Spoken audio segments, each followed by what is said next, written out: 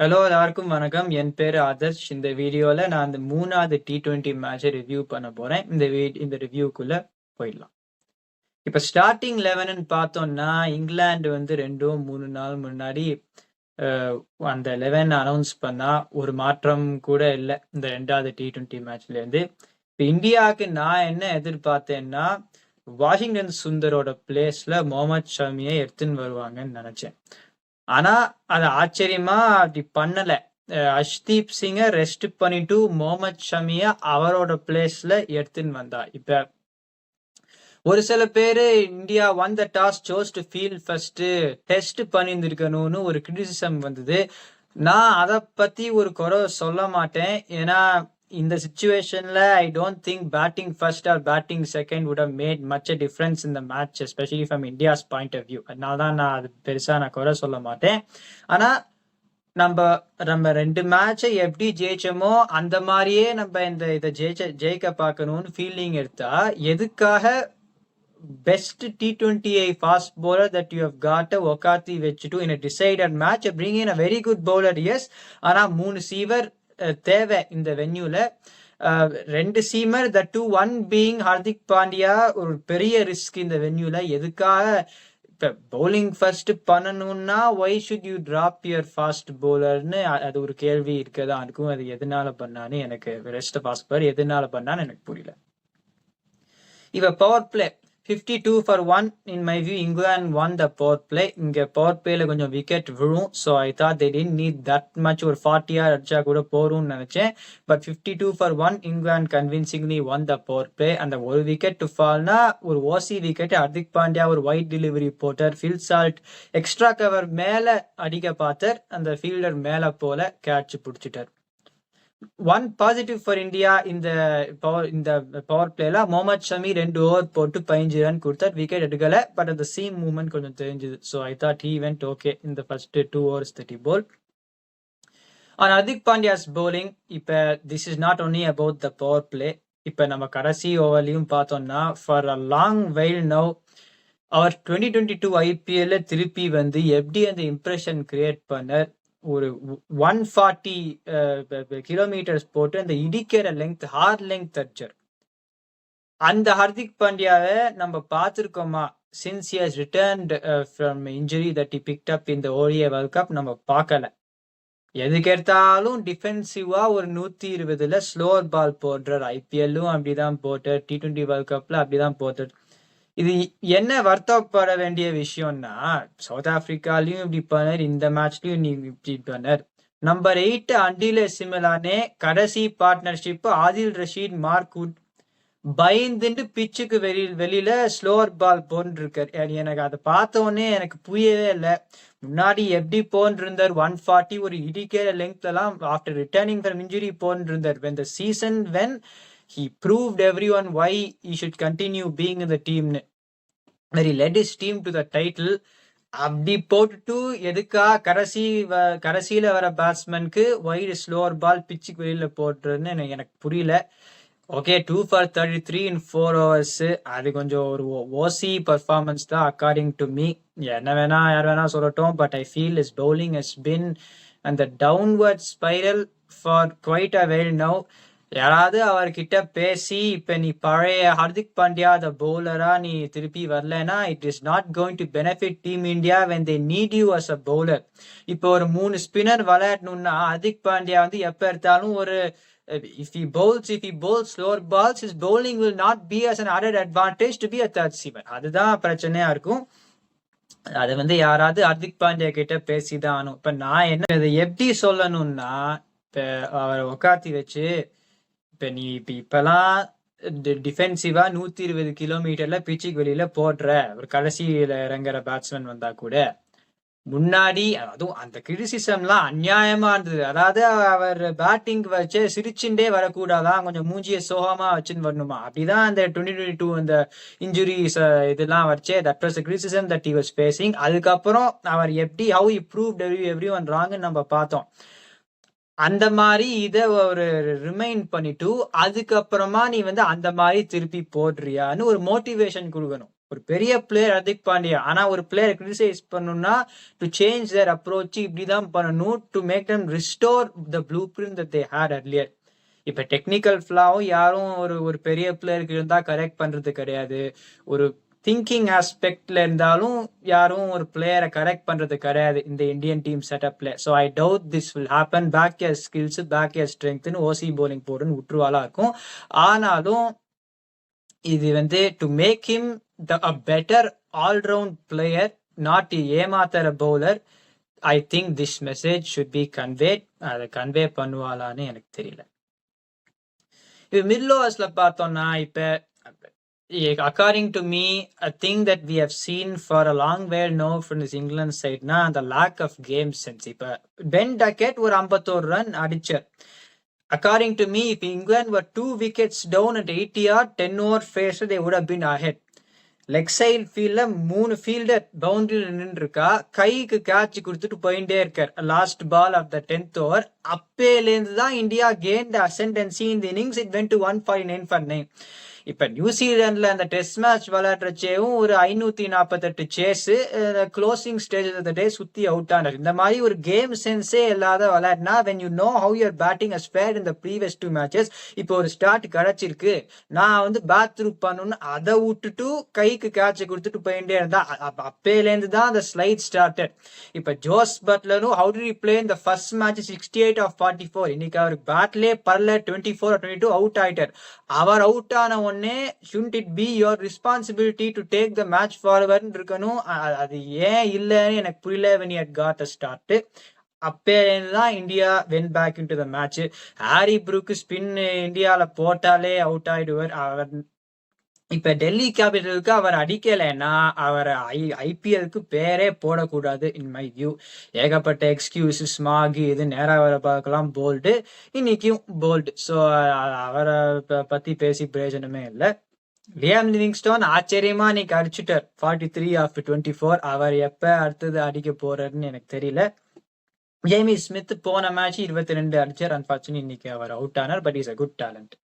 So 149 for 9.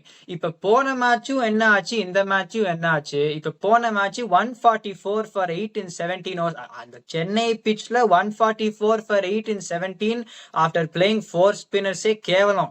எல்லாருமே அதை பார்த்துட்டு ரொம்ப பாராட்டின்னு இருந்தா நான் ஒரு ட்வீட்டும் போட்டேன், இதனாலதான் இந்தியா ஐசிசி ட்ரோஃபி ஜெயிக்கிறது கிடையாது. ஏன்னா வந்து இந்த மாதிரி பவுலிங்கை பார்த்துட்டு you can feel satisfied the opponent is 8 down. But look at the situation. அந்த கல்கட்டால வளர்றச்சே என்ன பண்ணா இங்கிலாந்து ஒண்ணுமே பண்ணல. You're playing 4 spinners to try and bundle them out. அப்ப கூட 8 wicket down, they're scoring above 8 an over. It is a failure. அந்த மாதிரி ஆதில் ரஷீது மார்க்வுட் கடைசியில வரச்சே if you are a senior player, you are bowling ஏமாத்துற slower ball outside the pitch because you are afraid they will score a boundary. It is a failure.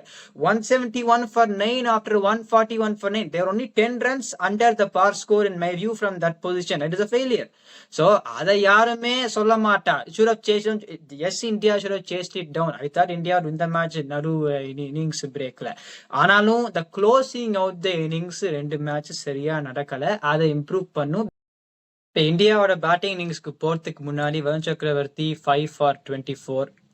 இப்ப Bumrah will not play the Champions Trophy na. In my view, his replacement should be Varun Chakravarti. Fast bowler ஸ்பின்னர்னு பார்க்க கூடாது. பும்ரா யாராவது replace பண்ணா இம்பாக்ட்னு பார்க்கணும். இப்ப இந்தியால there is no bowler who can create the impact that Varun Chakravarti is creating in my view.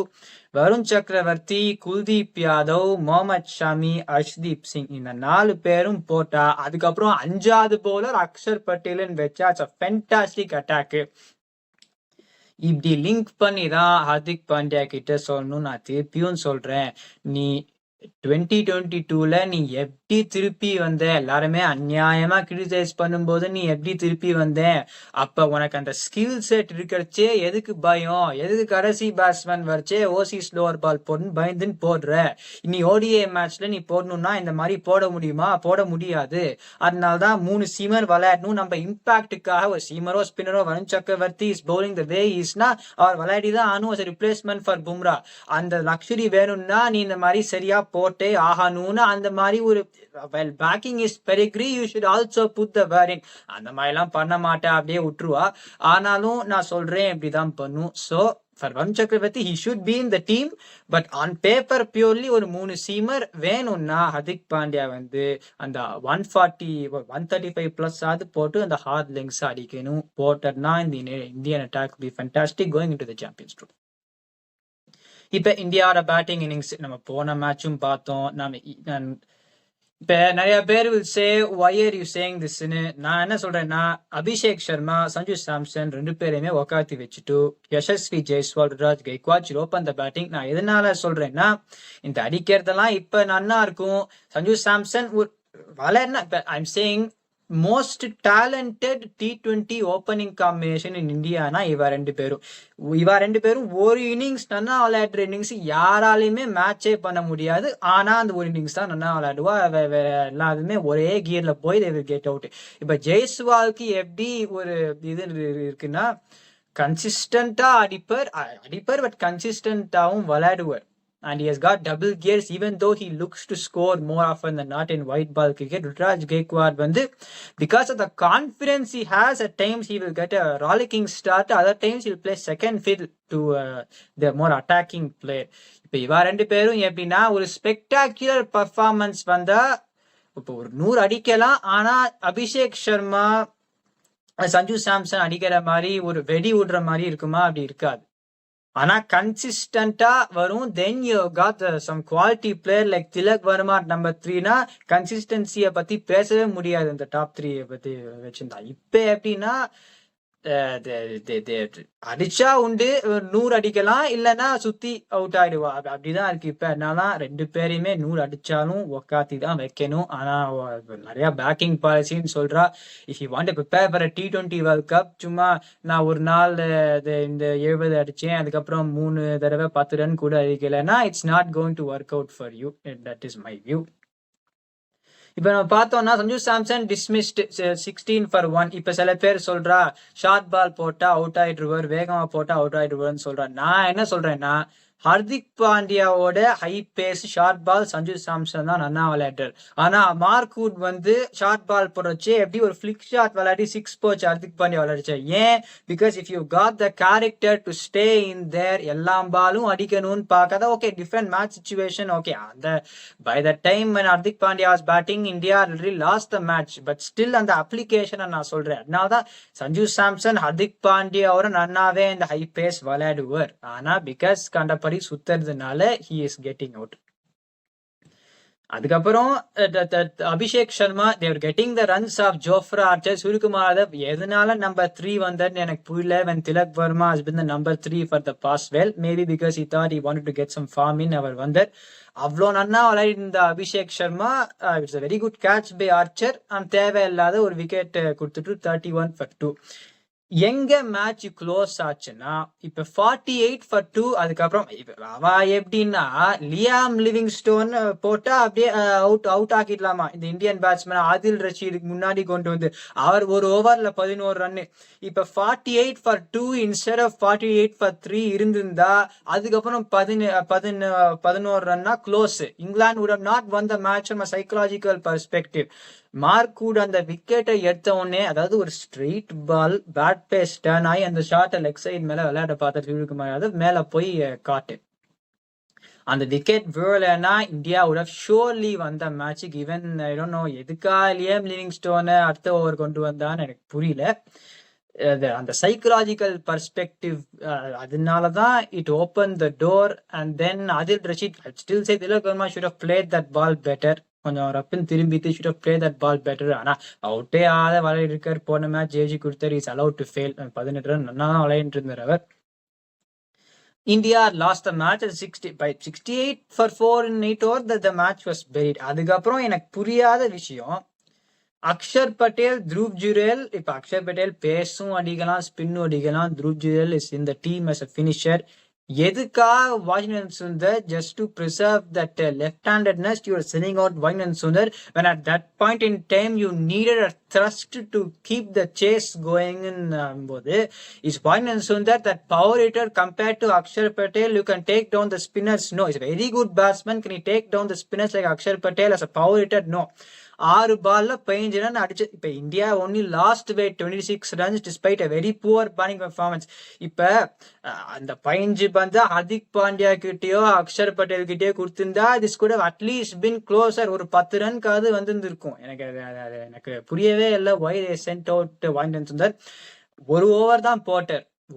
இப்ப 2 விஷயம் நான் சொல்ல போறேன். ஒரு ஓவர் தான் போட்டர்னா எதுக்காக ஹர்ஷ்தீப் சிங் மாதிரி ஒரு போலர் விளையாடல as a front line bowler எனக்கு புரியல. 2வது விஷயம் இவரை பார்டர் கவாஸ்கர்ல விளையாடி பவுலிங் போடல, இங்க விளையாடி பவுலிங் போடல. இப்ப சாம்பியன்ஸ் ட்ரோஃபிக்கு பெய்ட் ஹாலிடே அவர் விளையாடவே போறது கிடையாது. பிகாஸ் ஜடேஜாவே உள்ள வர முடியாது, இவராலையும் உள்ள வர முடியாது. ஒரு 3 player for 1 position and Axar Patel will retain the place in all the matches. So இந்த ஒரு பெய்ட் ஹாலிடே தான் எல்லா ஃபார்மேட்லயும் இப்போதைக்கு. I feel bad for him but they are not using him correctly. அதுக்கப்புறம் ஒரு பேத்தட்டிக் பெர்ஃபார்மன்ஸ் அதான் சொல்ல முடியும். England attack really psychological perspective நான் திருப்பியும் சொல்றேன். 3வது விக்கெட் 6வது ஓவர்ல விழலைன்னா இந்தியாவோட ஒன் திஸ் மேட்ச். அதுலேருந்து தான் you can tell by the celebration from England we are on top in this game. அதுக்கப்புறம் ஆதில் ரஷீத், திலக் வர்மா அவுட் ஆன உடனே மேட்ச் க்ளோஸ். ஸோ அப்படிதான். ஸோ இந்த மாதிரி எல்லா பாலும் இங்கிலாந்து எல்லா பாலும் அடிக்க ட்ரை பண்றச்சே we have seen how it has failed. Indian டீமும் அந்த மாதிரி பண்ணிட்டு இருந்தா அவ்வளவுதான். It is not going to do anything. From England's perspective, okay, இப்போ இந்த bowling attack நன்னா இன்னைக்கு போச்சு. Jamie Overton I thought he rushed Hardik Pandya. Well ஆரம்பத்துல இருந்து 140 போன்றிருந்த 3 for 24 and 4 good performance from him. இப்ப இந்த லியாம் லிவிங்ஸ்டோனை போட்டதுக்கு பதிலா maybe in the future they can look to get Rehan அஹ்மதின் in the conditions as a second spinner. மெட்ராஸ்லயே பண்ணல. ஸோ இந்த பிட்ச்ல I didn't think they were going to do that. நான் திருப்பியும் சொல்றேன், இப்ப Mark would our last white ball கிரிக்கெட்ல எப்ப நன்னா போட்டாரோ நான் 11ஆம் கிளாஸ் படிச்சுட்டு இருக்கச்சு அவர் நன்னா போட்டார். சும்மா 140 போடுறேன்னு டீம்ல எடுக்காரா, அவர் எங்க போட்டாலும் அடி வாங்குறார். அதே லெங்க் தான் போடுறார் halfway down the track. 1 for 29 in 3.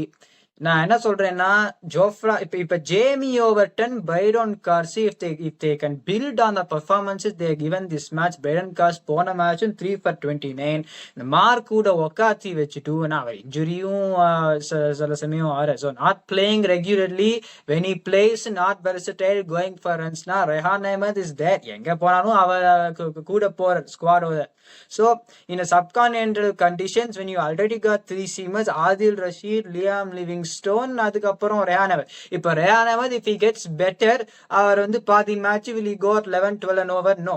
இப்ப Mark Wood mostly 10 and over stock standard இந்தியால போட்டா எஸ்பெஷலி. அதனால்தான் I feel at some point they should look to get Rehan Ahmad. ஆனா 140 போடுற அந்த மாதிரி ஓவர்சீஸ் டெஸ்ட் மேட்சஸ்ல he has done well. இப்போ இங்கிலாந்துலயும் ஆஸ்திரேலியாவையும் போட்டா அதை பத்தி நான் குறை சொல்லலை. அவர் எப்ப ஒயிட் பால் கிரிக்கெட்ல நன்னா போட்டார்னா 2019 வேர்ல்ட் கப் நான் 11ஆம் கிளாஸ் அப்பதான் எக்ஸாம் முடிச்சேன். அப்ப நன்னா போட்டார். இன்னும் அவர் 140 போடுறாருன்னு அவரை வச்சுட்டு இருக்கா. எந்த மேட்ச்லயும் அவர் சரியா போடல. ஆனா ஓகே அவரே இப்ப வச்சுக்கிறோம். So that's my view on that.